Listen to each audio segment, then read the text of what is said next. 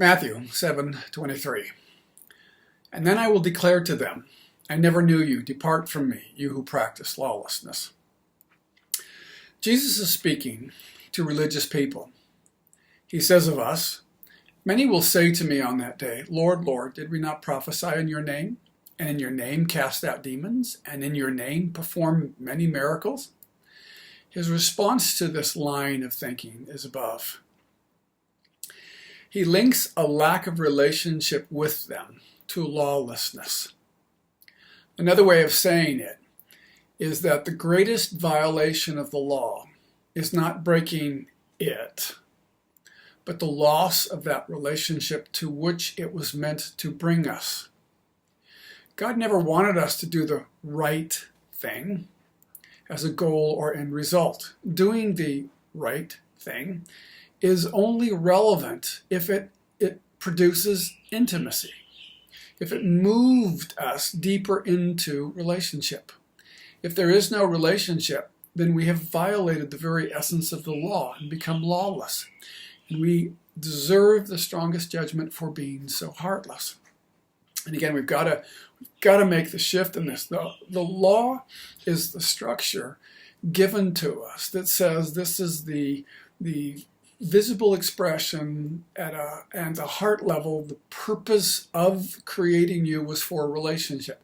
In order for this relationship to function in a healthy, whole, joyous, celebratory way, this structure has to take place, and that structure has to do with what we would call the law. But the structure is just, it's like an operating manual for how it, if you put salt water in an automobile, you're going to destroy the automobile, the engine.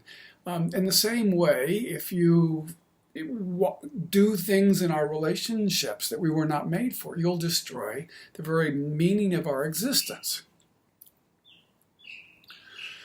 The whole purpose, essence, and expression of the law was to bring us into God and keep us connected intimately to Him.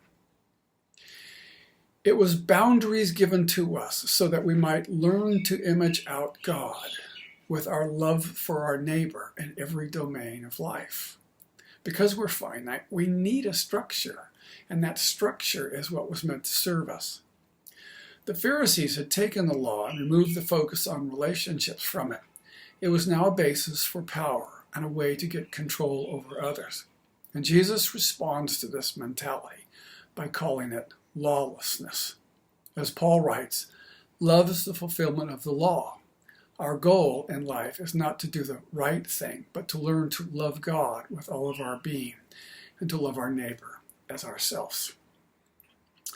Question that leaves hanging is our focus on doing the right thing or on loving God? And I have to remind myself of that, because as soon as I default into kind of self-preservation mode, I go into, well, what's the right thing to do?